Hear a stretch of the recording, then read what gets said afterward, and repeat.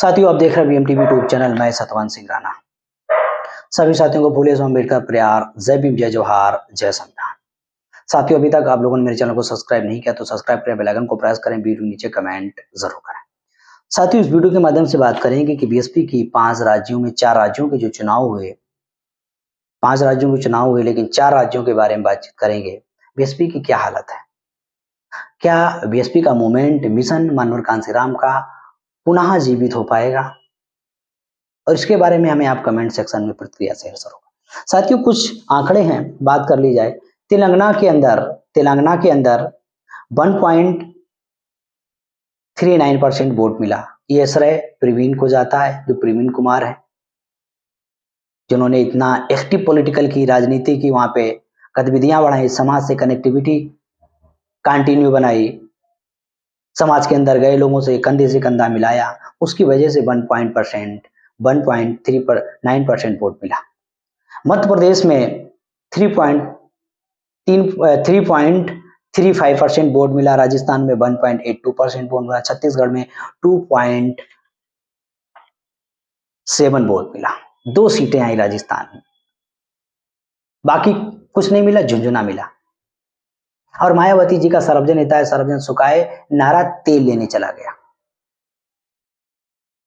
अब तो वक्त आ गया है कि बहन जी को राजनीतिक छोड़ देना चाहिए, बहन जी को इस्तीफा दे देना चाहिए और किसी ऐसे समाज को नेतृत्व हाथ में देना चाहिए जो पुनः मानवर कांसीराम के मिशन को पुनर्जीवित कर सके।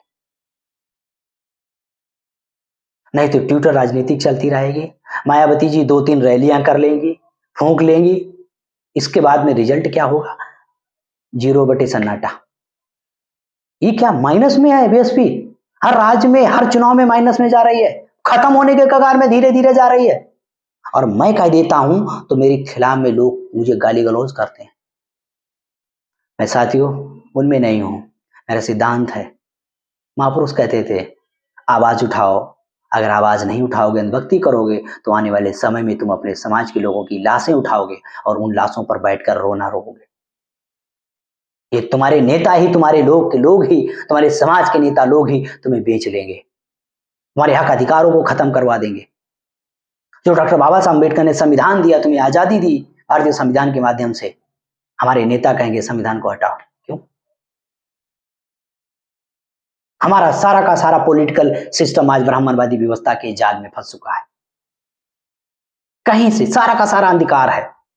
सामाजिक नेता हमारे लोग आपस में लड़ रहे हैं, अलग अलग अपना अपनी ढफली, अपना अपना राग बजा रहे हैं। इधर हमारी राजनीतिक पार्टियां अपने अपने चक्कर में, अपने नेता, हमारी पार्टी, हम प्राइवेट लिमिटेड कंपनी, हम राष्ट्रीय अध्यक्ष रहेंगे, हमारे घर से ही नेता पैदा होना चाहिए। जैसे डॉक्टर बाबा साहब अम्बेडकर ने कहा, समाज के अंदर नेतृत्व पैदा करो, तो हमारे घर में ही नेता पैदा होना चाहिए, वही राष्ट्रीय अध्यक्ष होना चाहिए। यही हो रहा है और कुछ नहीं हो रहा हमारी राजनीतिक पार्टी। इसीलिए बीजेपी ने सारी राजनीतिक, जो बहुजन समाज की राजनीतिक पार्टियां परिवारवाद वाली, उनको लगभग में उन्होंने परिवारवाद में तब्दील कर दिया। आज हमें एक बात नहीं समझ में आई, मानवर कांसीराम का इतना मूवमेंट, 1585 का इतनी स्ट्रांग विचारधारा ब्राह्मणवाद के विरोध में, आज वो विचारधारा तेल लेने चली गई।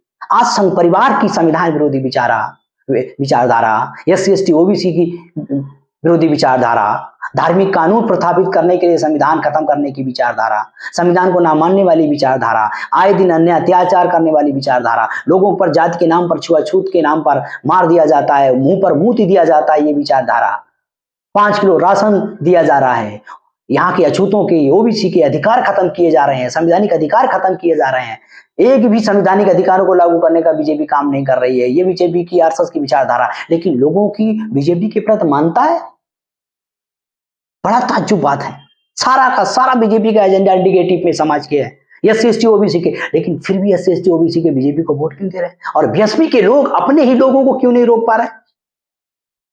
ये बहुत यहाँ पे सोचने की जरूरत है, यहाँ पे अध्ययन करने की जरूरत है कि हमारे लोग हमारी बात क्यों नहीं मानते, ब्राह्मणवादियों की बात मानकर उधर वोट क्यों दे देते बीजेपी आरएसएस को। इसमें सबसे बड़ी चरस है हिंदुत्व और धर्म की चरस, सनातन की चरस। हमारे लोग बाबा बाबालियों के शिकार है, उधर से मैसेज आ रहा है और हमारे लोग ना कैडर चलाते हैं ना, हमारे लोग समझाते हैं। जो मानवर कांसी राम के समय गांव स्तर पर कैडर चलता था, बूथ बूथ स्तर पर कैडर चलता था, एससी एसटी ओबीसी को जोड़ने का कार्यक्रम था, एक नेतृत्व पैदा किया था मानवर कांसी राम ने। और वर्तमान में बीएसपी के दलाल लोगों ने बीएसपी का सत्यानाश कर दिया और मायावती जी को अब राष्ट्रीय अध्यक्ष से इस्तीफा दे देना चाहिए, उम्र हो चुकी है। और इसके लिए मुहिम चलना चाहिए कि मायावती हटाओ। मैं इससे सहमत हूं, मेरी बात को आपको खराब लगती हो लगने दो, मुझे मालूम है जब कुछ हो नहीं पा रहा तो क्यों हो, किसी को और को नेतृत्व दो। क्या करोगे, एक दिन मरना तो है मायावती जी को, हमको भी मरना, मायावती को मरना, क्या फायदा। ऐसा कलंक लेके जाओ अपने सर पे लगा हुआ कलंक कि मानवर कांसी राम की जो मेहनत थी, गाड़ी कमाई थी, जिसने फटे कपड़े पहनकर, फटे नेकर चड्डी पहनकर पार्टी को यहाँ पे राष्ट्रीय स्तर पर लाके खड़ा किया, और बहन जी ने अपने परिवार के बात के चक्कर में, अपनी संपत्ति बचाने के चक्कर में सारा का सारा सत्यानाश कर दिया। एक अध्ययन करने की जरूरत है, इस पे सवाल खड़े हो रहे हैं, आरोप लग रहे हैं, इसका जवाब कौन दे। आज 800 लोग अपने कैडर की दम पर उन्होंने बीएसपी को खत्म कर दिया। आज उन्होंने कैडर को मानवर कांसी राम के, सौ फूले अम्बेडकर की इतनी स्ट्रांग विचारधारा का उन्होंने जमीन में दफनाने का काम किया। आरएसएस के लोगों को, वो ईमानदार लोग हैं, वो लोग काम करते हैं, वो लोग बूथ स्तर पर काम करते हैं, वो लोग पहले बता देते कौन जीत रहा है कौन हार रहा है, उनके पास सारे आंकड़े, डाटा, रिकॉर्ड। हमारे समाज के लोग लेबर लगे हुए हैं उनके पास में, उन्होंने हर जाति के अंदर नेता पैदा किया, हर जाति के अंदर छुटभैया नेता पैदा कर दिया। हमारे लोग इस पे कर ही नहीं पा रहे। हमारे लोग दलाली करते हैं, टिकट बेच लेते, छोटी छोटी टिकट बेचकर पैसा इधर उधर करते हैं, पूरा पूरा ठेका ले लेते हैं टिकटों का। ईमानदार संघर्षशील करने वाला का कोई मतलब नहीं है, जो काम कर रहा है, समाज के लिए काम कर रहा है, कोई मतलब नहीं, उसकी कोई तवज्जो। जिसके पास पैसा है, गाड़ी है, वही होगा। टिकट बीच जाती है 10-20 लाख रुपए में, 50 लाख में, करोड़ रुपए। मैं आरोप नहीं लगा रहा हूं, मैं कह रहा हूं ये काम नहीं हो रहा है। आज सत्यानाश बीएसपी का हो रहा है, हालत खराब हो रही है, और तुम्हें झुंझुना दिया जाएगा, पीएम बनाएंगे, सीएम बनाएंगे, ये बनाएंगे, वो बनाएंगे, बस झंडा लिए फूंकते रहो, कुछ नहीं होने वाला है। बीजेपी और कांग्रेस के चक्रव्यूह में फंसते रहो। और आरएसएस जो चक्रव्यूह निर्माण किया है, उस चक्रव्यूह ने मानवर कांसी राम की मेहनत, संघर्ष, मिशन को तबाह और बर्बाद कर दिया।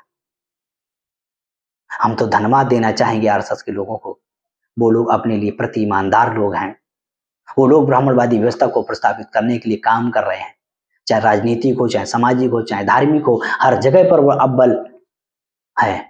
और हमारे लोगों का जो बौद्धिक स्तर है, हमारे जो सामाजिक संगठन के लोग, वो बौद्धिक स्तर भी नहीं उनके अंदर है, वो सिर्फ दलाली में लगे हैं। अभी चंद्रशेखर के बारे में देखा जाए, कहीं 8 करोड़ ले रहा है, कहीं उसका बीजेपी से संपर्क चल रहा है, उसका प्रदेश अध्यक्ष बीजेपी से पैसा लेकर चुनाव लड़ रहा है। ये दलालीगिरी चल रही है, वैश्यवृत्ति, बौद्धिक वैश्यवृत्ति चल रही है। महापुरुषों के नाम पर नाम लेकर समाज में गोरख धंधे चलाए जा रहे हैं।